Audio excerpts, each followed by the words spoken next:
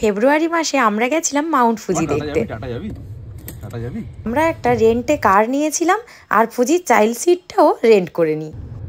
Child কার seat ছাড়া গাড়িতে baby নিয়ে যাওয়া যায় না, এটা জাপানের একটা ট্রাফিক রুলসের মধ্যে পড়ে। আমি তাই ফুজিকে নিয়ে পেছনে বসি আর অসীম ড্রাইভ করছিল। বেশ কিছুটা রাস্তা যাওয়ার পরে আমরা ফুজিসানের দেখা পাই। কি অপরূপ সেই দৃশ্য।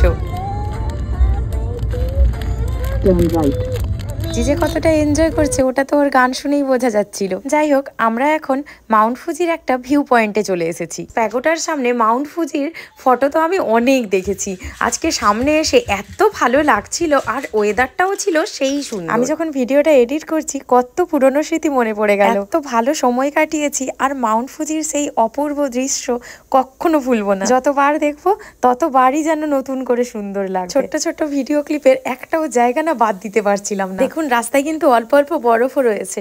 এখন আমরা ওখান থেকে ফিরছি, ফেরার সময় একটা শ্রাইনও দেখতে পেলাম, খুব সুন্দর ছিল। আমাদের এরপরে আরো দুটো ভিউ পয়েন্টে যাওয়ার আছে, তাই এখানে আর ঢুকলাম না। নিচে নেমেই আমরা জাপানিজ রেস্টুরেন্টে খাওয়া দাওয়া করে নিই। এরপর আমরা অন্য একটা ভিউ পয়েন্টে চলে আসলাম। একটা ব্যাপার বেশ ভালো, প্রত্যেকটা জায়গার পার্কিং গুলো কিন্তু ফ্রি ছিল। কত করে? রোপওয়েতে করে মাউন্ট ফুজি দেখতে যাব, চলুন আপনারাও এনজয় করুন। ওপরে এসে দেখি ও মা কি সুন্দর ফুজিসানের মাথার ওপরে মেঘে ঢেকেছে। আর আমাদের ফুজি তো এখানেও ধুলোবালি নিয়ে খেলতে শুরু করেছিল। আমরা ফিরবো করছি, ওরকম সময় দেখতে পাই ওখানে সুইংও করার জায়গা রয়েছে। ঠান্ডা হাওয়া, গায়ে পড়ছে হালকা রোদ, পাশে বাজছিল দারুণ সুন্দর মিউজিক।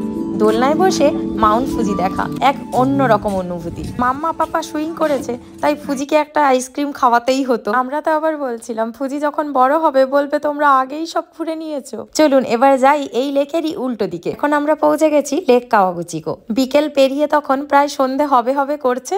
দারুণ সুন্দর লাগছিল।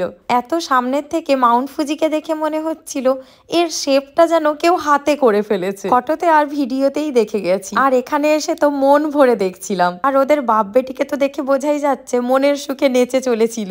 জানেন আমরা মাঝে মাঝে এখানে গাড়ি নিয়ে বেরোই। চাইল্ড কার সিটে ফুজি আবার বেশিক্ষণ বসতেও চায় না। তো কাওয়াগুচি আমাদের বাড়ির থেকে প্রায় 120-30 কিলোমিটার হবে। গাড়িতে করে আমাদের প্রায় 2 ঘন্টা মতো লেগেছিল। সূর্যাস্তের সময় দেখুন কি সুন্দর লাগছে। এবার আমাদের ফেরার পালা।